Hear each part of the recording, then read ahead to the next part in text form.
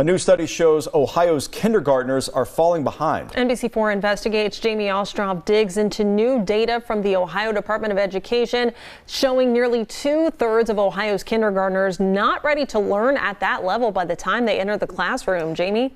Yeah, Jen, at the beginning of every school year, kindergarten teachers complete an assessment for each student to show their level of readiness.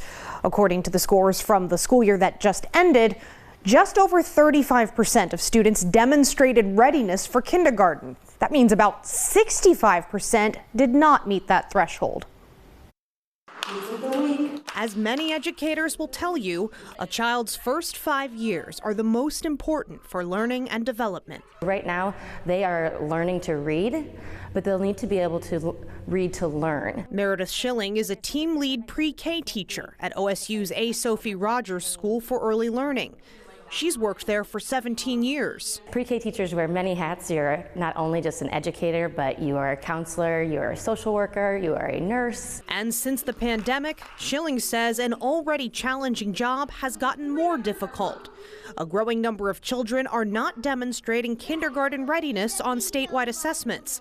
While roughly 35% of kindergartners overall showed they were demonstrating readiness in 2022, that number was closer to 20% for Black and Hispanic children and children considered economically disadvantaged. The more trauma that's in a child's life, the more we see behavior challenges. And so given that everyone's had this trauma because of the pandemic, and most of the children in our classrooms right now don't have a working memory before the pandemic, they're all experiencing a level of trauma to some degree. Add to that an economy where not just parents are stretched thin. They're working long hours, spending less time with their child at home. So are the teachers. According to the Bureau of Labor Statistics, preschool teachers in Ohio make between $24,000 and $32,000 a year on average. That's one of the lowest rates in the U.S. and why the principal of A. Sophie Rogers says she's had trouble keeping and hiring qualified teachers.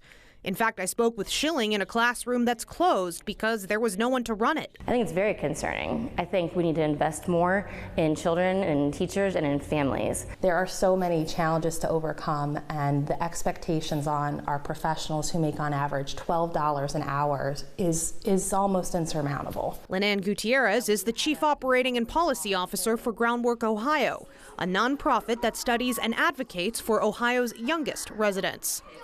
As the clock winds down on the state budgeting process, Gutierrez and her team are pushing lawmakers to invest early in the next generation. Kids who are ready at the kindergarten level, who have access to quality early childhood experiences, have higher attainment, earn more, and have better health, not just right out of school, but through their life course. The state budget that lawmakers are still finalizing includes more money than years past for early childhood programs, but the most recent version of that budget as passed by the Senate includes less money for that spending category than the versions that were proposed by Governor Mike Wine and the one that was passed by the House.